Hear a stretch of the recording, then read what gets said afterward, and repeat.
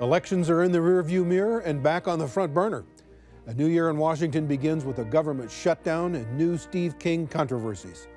All as Iowa is about to inaugurate a governor and begin another legislative session. We dig in with Iowa Party Chairs Jeff Kaufmann and Democrat Troy Price on this edition of Iowa Press.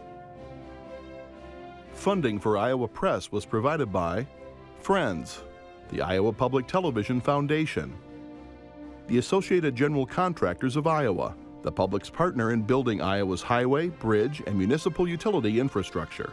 I'm a dad. I am a mom. I'm a kid. I'm a kid at heart. I'm a banker. I'm an Iowa banker. No matter who you are, there is an Iowa banker who is ready to help you get where you want to go. Iowa Bankers, allowing you to discover the genuine difference of Iowa banks.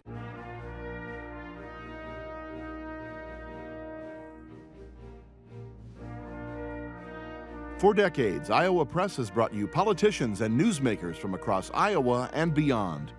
Now celebrating more than 40 years of broadcast excellence on statewide Iowa Public Television. This is the Friday, January 11 edition of Iowa Press. Here is David Yepsen.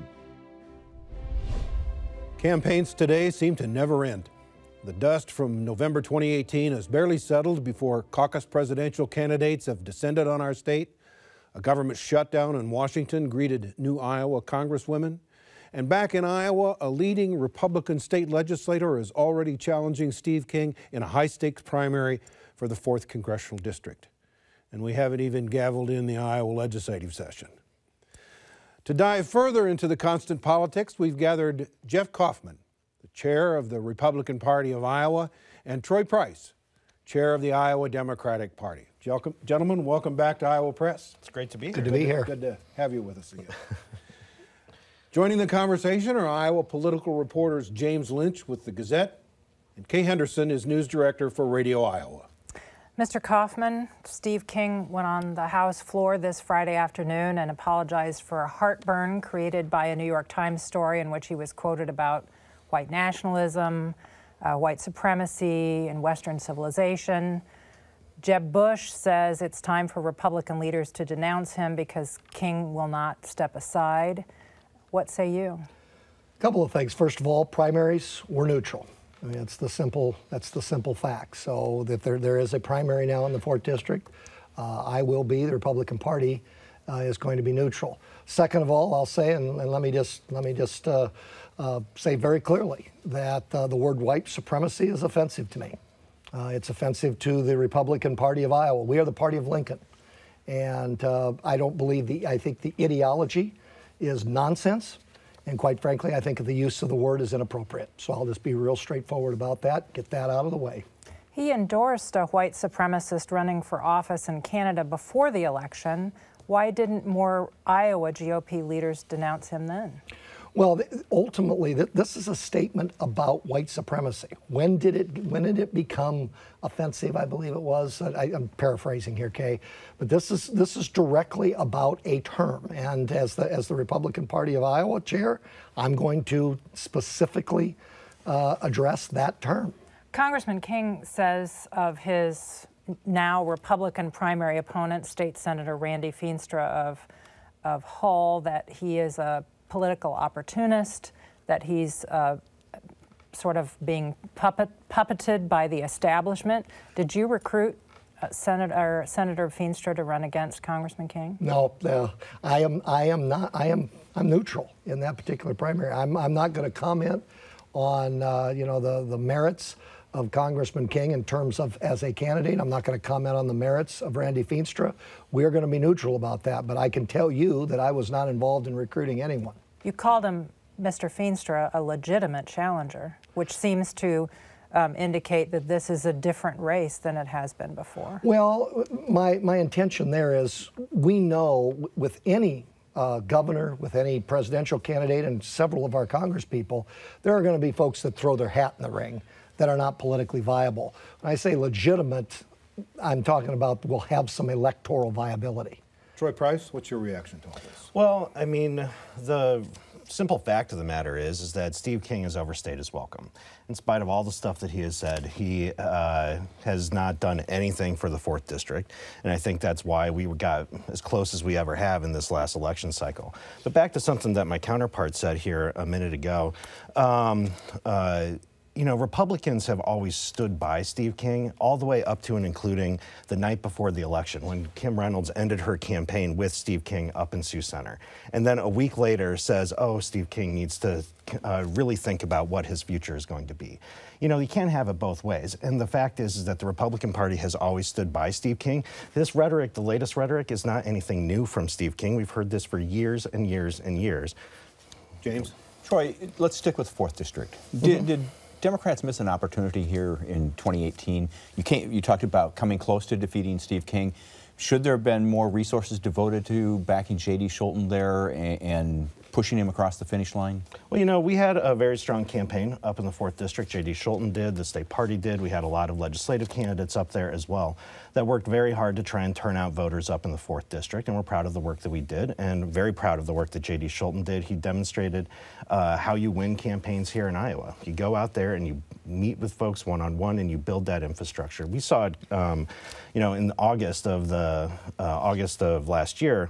I was up in the 4th District and started to see that he was really building a movement up in that district. And I think that, you know, we got pretty darn close this last time. JD ran a tremendous campaign, and we are committed to doing everything we can to make sure that we turn that district blue in 2020. So what should J.D. Scholten do next? Well, I'll leave that up to J.D. Scholten, but I think that I know he's considering a few options at this point, but he definitely demonstrated that he is definitely one of the future leaders within our party. Before we switch gears, I want our viewers to know we've invited Congressman King to be on the show and hope to arrange that as soon as possible. On another subject, Mr. Kaufmann, Republicans have signaled that they want to change the way we nominate judges to the Supreme Court in Iowa. What's that all about? I would, and before I address that question, I just want to say, given my counterpart's comments, I assume he's going to be up at the Capitol on opening day talking about Nate Bolton being seated as well. So we all have our situations to deal with. In terms of how judges are nominated, I've heard a lot of talk about that from both sides of the aisle. I don't know that anybody has a predisposed notion about how that's going to look. But I don't think there's anything wrong at all about looking at that. I've heard some people say that the Bar Association has a disproportionate voice there that could signal more grassroots input. I don't know exactly which route they're going to go, but I don't think it hurts to have that conversation. Mr. Price, is this just an effort to stack the Iowa Supreme Court with conservatives? Yes. And yeah. What? I mean, you know, trying to take away the way this process has worked now over the last 40 years. I mean, I think most people agree it has helped to try and keep politics out of the system. And when you start hearing that proposals that are floating around out there, that the governor is going to be able to nominate all the people that he or she would want to appoint to the judicial nominating commissions, it really kind of takes away or adds more politics into that process. And that is something that is not good for our state. Well, Mr. Kaufmann, one of the proposals is we just cut the bar out entirely and have the governor appoint a commission who then makes recommendation to the governor for who should go on the court. What's wrong with that? This is a conversation we're going to have, and I don't think you're going to have anyone stand up on the floor of the House or on the floor of the Senate and say, "Look, we're going to stack the Supreme Court." I think it's going to be spun in that particular direction, certainly, but the merits are going to be when we actually see the bill and we start to see people getting behind that bill. There's a whole lot of the House and the Senate are going to have to agree. The governor's going to have to agree. We've got a whole lot of time. This is the time when people think out loud.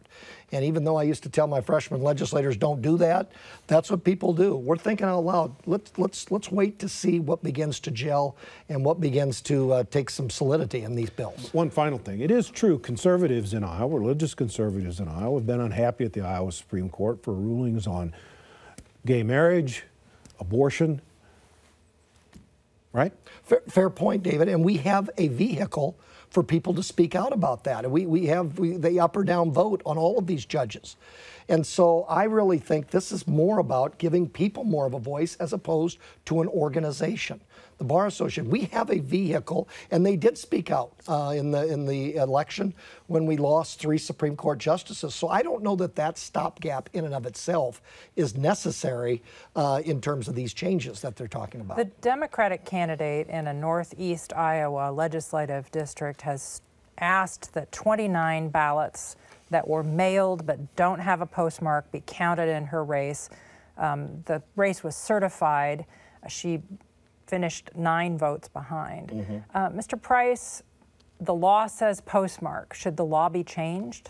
Well, I think that the starting point in this conversation should always be that if someone actually got a ballot in and dumped it in the mailbox by the time that the law requires, and we can prove that, as is what happened here, then the vote should count. I don't know why that is such a difficult concept for folks to, or for some folks, primarily on the other side of the political divide, to embrace. But there's no postmark on those ballots. Well, there is the intelligent barcode on those ballots, and they were able to go and scan them and find out that they were in fact mailed by Election Day. And I think that, like, you know, trying to get all lost in the minutia, it's where people get frustrated with government, because these are 29 people who actually legitimately mailed their ballots in by Election Day. I don't see why it's so difficult to count those ballots, and I think that I would hope that my counterpart, regardless of how this would have stacked, if Kayla Cather was 9 votes up, I would be saying count those ballots, because they should. Democratic candidate. Yeah, the Democrat. If it was reversed, I would say count those ballots. Mr. Kaufmann? The law is the law, Kay. I mean, you can't think about what should happen in an ideal world, and the law is minutia. Being a former lawmaker, that's what you put into code is the minutia for situations like this. I don't necessarily disagree, and I don't believe I've heard any legislator disagree that we should take a look at that law. But for right now, if she has standing, and we got to realize that we don't know if she has standing yet. That's something that the House of Representatives is going to have to determine. But if she does, and we have this full-fledged debate in the House, then my opinion is you follow the law. Well, you follow the law. I don't know how it can be more simple than that. But the law is very it's ambiguous as it relates to these intelligent barcodes, which is okay. But if there is some ambiguity there, the default position should be to count the ballots. I mean, people should have their votes and voice heard.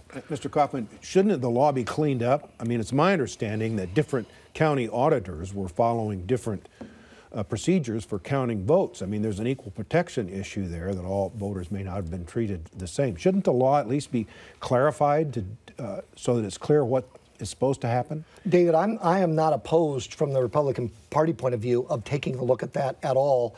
Not being in the legislative business anymore, I don't know what their plans are, but I certainly could very easily get behind Republicans and Democrats as far as that goes in the Iowa House if they decide to change that law, and then the Senate and the governor as well. Mr. Kaufmann, a change Republicans made after you left the legislature. In 2017, they did away with straight ticket voting or straight party voting. Was that a good idea? Do you think Steve King might have not had a squeaker if there was straight ticket voting this year? For full disclosure, I signed multiple, I put my name on at least one bill, maybe 2 bills to do just that in the legislature. So I'll be honest with you, personally, I've always been a fan of that long before there would have been any electoral ramifications that, would show some kind of predisposed notion. A fan of eliminating straight ticket. Correct, and I'll tell you, and I'll be honest with you, I was wearing my educator hat. I spend hours teaching my students to get educated and understand everybody that is running on those ballots. I've even gone so far as to tell them what's the difference between a Republican and a Democratic recorder. I believe that it reinforces my claim to students that they should be educated and look at the candidates on their own merits. So I'm a bit biased on that, so I support it. Mr. Price. I think that this conversation about straight ticket voting broadly is just one part of the broader conversation, like we just had just a minute ago, about Republicans continuing to put roadblocks up in voting. It makes it harder for voting. So now instead of going in, if you have a couple minutes, you can go and check the party that you most align with. You now have to walk all the way down the ballot. You have to, but now the voter ID law, when you look at that, when you look, consistently we see coming from the GOP, an effort to try and limit the voice of people in our voting process and not opening it up. And that's the big difference between us and the Mr. Price, do you think that there were Republicans in the 4th District who, if they had cast a straight ticket vote, wouldn't have voted for J.D. Scholten, that he wouldn't have come as close to defeating Steve King as he did? Potentially. I mean, we're still looking at the results right now. We just got the final voter file from the Secretary of State's office, so we're now able to dig a little deeper in to take a look at that. But again, I think that the default should be at all times, and this shouldn't be a partisan issue, but the default should be making voting easier for people. And we saw in 2017 with the voter ID law, now that that's going to be fully implemented in this cycle, it's going to be harder for people to vote in this state. Which party, Mr. Kaufmann, which party benefits from absentee voting? Do Democrats do a better job at absentees, or do you? And first of all, asking people to think before they cast their ballot is not a barrier to voting. But in terms of that question, I think it depends on what part of the process. Democrats are better than Republicans. I'm just going to tell you that right now. Troy's party does a better job of collecting those applications. In the past, the Republicans have done a better job of getting those ballots turned in. I will hand it to my colleague here. They did a good job in the last session and rivaled our job that we have done. Do you agree with that? I mean, listen, we identified this earlier than the Republican Party did. So we have a stronger history, a longer history of early voting. We started this process way back in like the early 2000s, and Republicans have been slowly catching up to us. I think really it's, everything's on the table at this point for both parties. And which party benefits by having the Iowa voter have the chance to cast a straight ticket vote? Which party would benefit more from that, or does it depend on the district? I think I honestly think that there's probably no difference one way or the other for either party for when it comes to straight ticket voting. Actually, when I was running that bill, Republicans actually have an advantage. That's why it's a bit laughable to say that somehow this is some kind of GOP conspiracy. We were actually hurt more by straight ticket voting. I don't have a problem with that because I don't think there's a problem with people thinking before they fill in the dot. Talking about absentee voting, the Democratic National Committee has told Iowa Democrats to figure out a way so that people who are not able to attend the precinct caucuses on February 3rd have an opportunity to participate. What's that going to look like? Well, we're still in the process of determining that. We have, we'll have more to talk about on that point in several weeks. I'm afraid I can't tell you today what it's going to look like.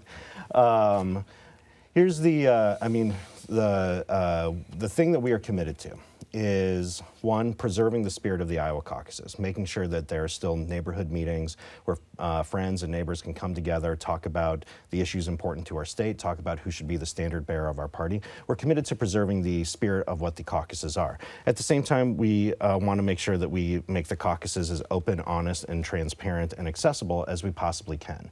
And so that is, we're in the process of figuring that out. I think we're going to have some, people are going to be happy with what we come up with. It's going to be able to preserve the spirit of the caucuses and still make sure that we are a caucus and not a primary. Mr. Kaufmann, will there be any reason to have a GOP caucus in 2020? Or will there be some challengers to the sitting president? Absolutely. There is a reason to have a GOP caucus. And what the reason is 2024, 2028, the continuation of showing the country that Iowa can hold a caucus, can have a transparent caucus. And I'm talking about... Do you have a straw vote? Do you have a... Absolutely. A vote? In my opinion, David, I think we should. And the reason for that is that we continue that tradition and we make sure that as Iowa, we are an arbiter of allowing everyone to participate. I think that's very important. I got my head in 2028 and 2032 when I'm making some of these decisions, and I know my colleague does as well. Will the caucuses actually be held on February 3rd, 2020? Folks sort of wait around to see what the Secretary of State in New Hampshire seems to think of the way that these absentee votes are counted. What's the over-under on February 3rd? Well, Jeff's been through this process more than, in this role than I have, but I will say that I mean, I think, we're going to continue our conversations with our counterparts in New Hampshire, with our friends at the DNC, to make sure that this process continues to move forward. But we want to, I mean, the one thing I'll say about what we're looking at here, because we have multiple changes that we're making to the process, and going above and beyond what the DNC has asked us or told us that needs to be included in our delegate selection plan. And so we are committed to trying to getting through this process as soon as we can. We know we already saw this past week that we have candidates coming to the state, launching campaigns. We're going to have more of those in the weeks ahead. And so we are committed to doing that and making sure that our candidates know the rules of the road. Question for both of you. Mr. Price, how are you going to handle the turnout? We're seeing record turnouts in every recent caucus cycle, but you look at some of these crowds that are showing up for Elizabeth Warren or for President Trump when he's here. The floors are going to buckle in some of these caucus sites, right? What do you do about that? Well, from our standpoint, that's one of the benefits of adding this non-present participation piece to our caucus process, is that could help alleviate some of the crowds in the room. The other thing too, though, there's some structural things we can look at in terms of realignment, if we can make that easier and simpler, so that folks don't have to wait around for 3 or 4 hours to get all that pieces done, as well as the registration piece. But the thing that I'll tell you is that I'm confident that this is going to be a record-setting caucus, that we're going to have record candidates and record turnout. And to add to that, David, the complexity also are disabled Iowans, making sure in these various places that we are able to allow all people to vote. And I know that's something that certainly doesn't separate Troy and I. It's going to be difficult. It's going to take a lot more time, and it's going to take a lot more planning. We cannot wait till the last minute to nail down these caucus spots. Troy, this week we saw something unusual, a potential candidate coming to Iowa to say, I'm not running. Tom Steyer, a California billionaire, said instead of running for president, he's going to spend about $40 million of his money on need to impeach, trying to impeach President Trump. Is that, from a Democratic perspective, is that helpful, or would that money be better spent helping candidates in 2020, whether at the state or federal level? Are you talking about Tom Steyer, yes. Steyer's efforts? Listen, I think that Mr. Steyer has been incredibly helpful to a lot of candidates. I mean, he was helpful to us in 2018. I'm certain he's going to continue to be helpful in 2020. I am not concerned about whether or not his resources going there or someplace else is going to have necessarily a big impact, so long as we're engaging people. And that's really what this process is about engaging people around certain issues and certain ideas and certain candidates. By emphasizing that issue, is he going to force some candidates into an uncomfortable position on that impeachment issue?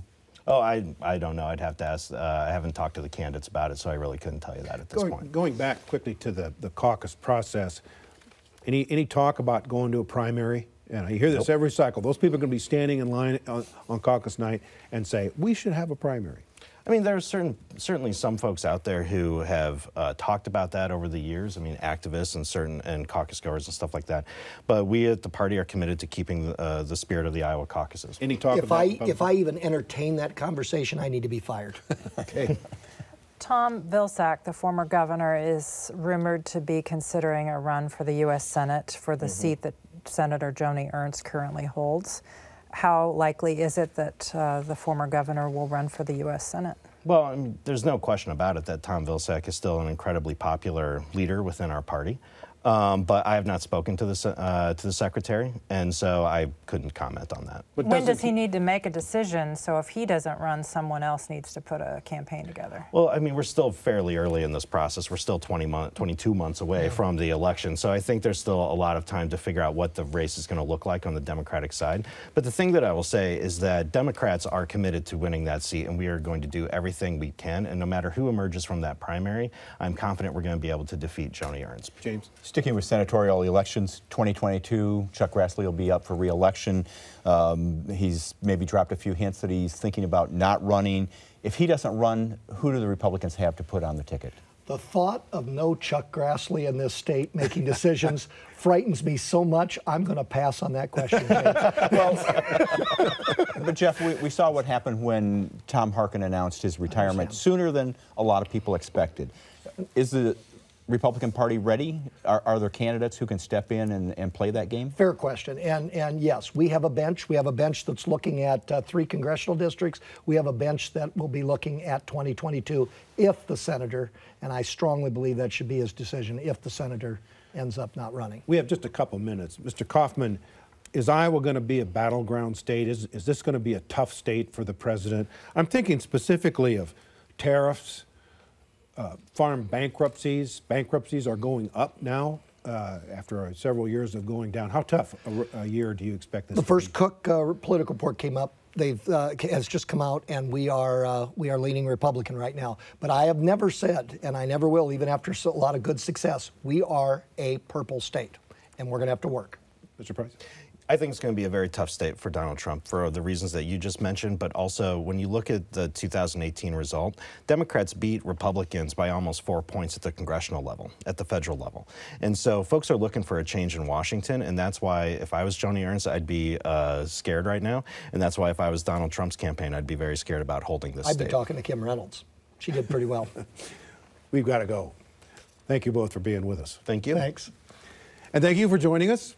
We'll be back with another edition of Iowa Press next week when we sit down with Democratic Party leaders from the State House, Senator Janet Peterson and Representative Todd Pritchard.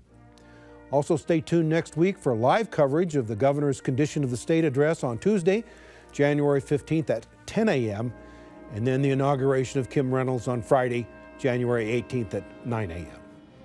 For all of us here at Iowa Public Television, I'm David Yepsen. Thanks for joining us today.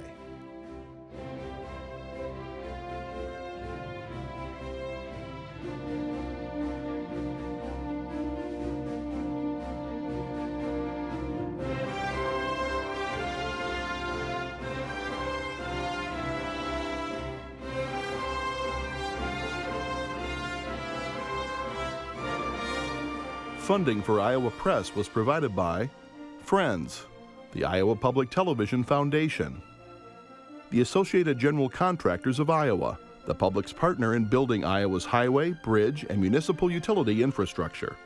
I'm a dad. I am a mom. I'm a kid. I'm a kid at heart. I'm a banker. I'm an Iowa banker. No matter who you are, there is an Iowa banker who is ready to help you get where you want to go. Iowa Bankers, allowing you to discover the genuine difference of Iowa banks.